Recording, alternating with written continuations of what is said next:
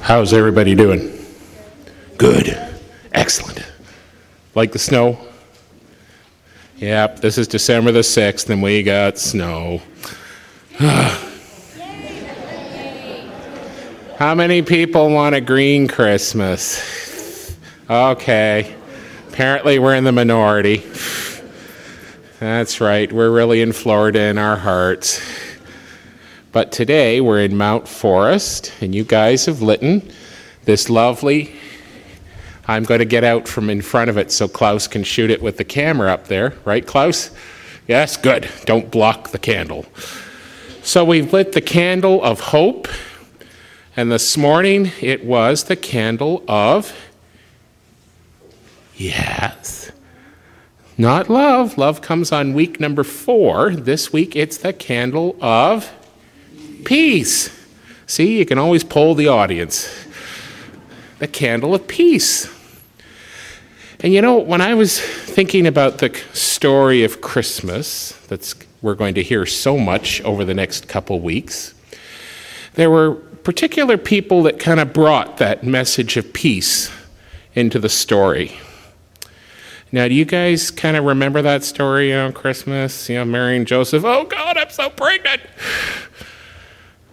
She gets the place, to have the baby with Joseph. But outside of town, you remember the name of the town they were in? What's it called?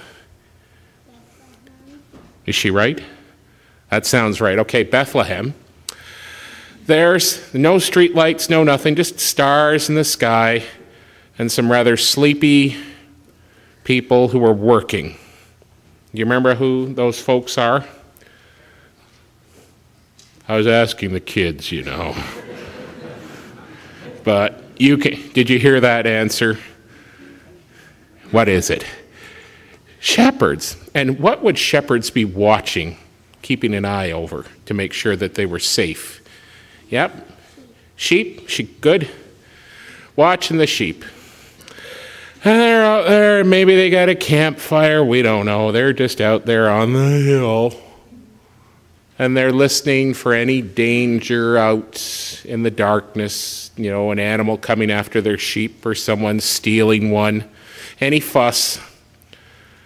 And then all of a sudden, whoosh, the sky is bright and it's full of light, and in the light there are stars, flap, flap, flap.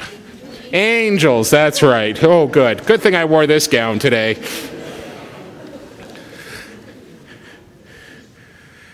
And I don't think the Bible probably really accurately recorded the first words that the shepherds sort of looked up and went, I don't know how you translate that into English from Aramaic. But can you imagine if you were lying on the hillside and all of a sudden it's full of light and there's stars and angels and music and it's like,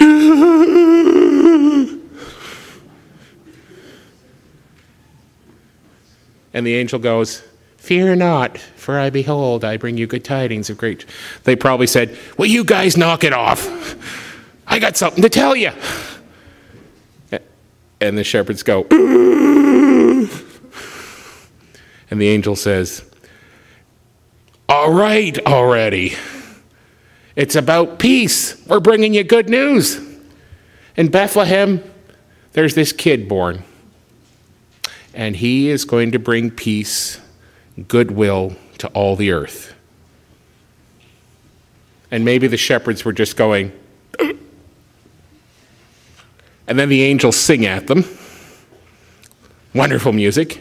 And they're all going, okay, bye. And then the sky is dark and the angels are gone. Can you imagine what the shepherds were saying to one another? Did you just see that? Maybe we should go and check it out. What do you think? I'll go if you go. Do you guys ever do that with your friends?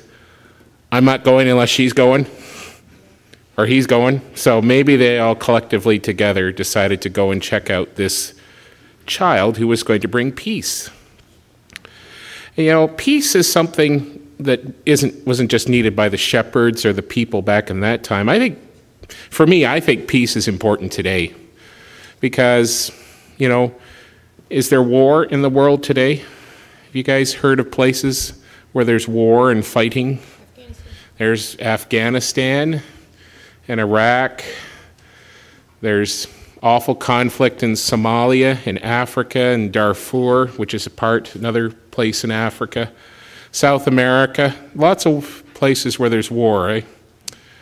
So peace, an end to war, and that would be a good thing. And how about today? Today is also a day that's important for many people because 20 years ago today, at a university in Montreal, a man went in with some guns and he shot and killed 14 women just because they were women. Awful. It was a terrible, terrible time. I remember it. And there are still places, even in our town, where people, instead of, communicating, loving in their families, they shout at one another. The kids may be afraid. Maybe the husband or the wife or the spouse is afraid. And it's an awful place to be. And there's violence. And do you think a gift of peace would be a good thing in a situation like that, where people shouldn't live afraid at home or at school or at work? So peace is also a gift we need an awful lot in our own lives, don't we? And we want for our friends too, especially those who would live in those kinds of terrible situations. Yeah, that's a real tough one, isn't it? But peace is a wonderful gift, and we hope and pray that it comes to the world this year, right? You guys are all quiet all of a sudden, eh? But there's big problems, but there are things we can do to help solve them.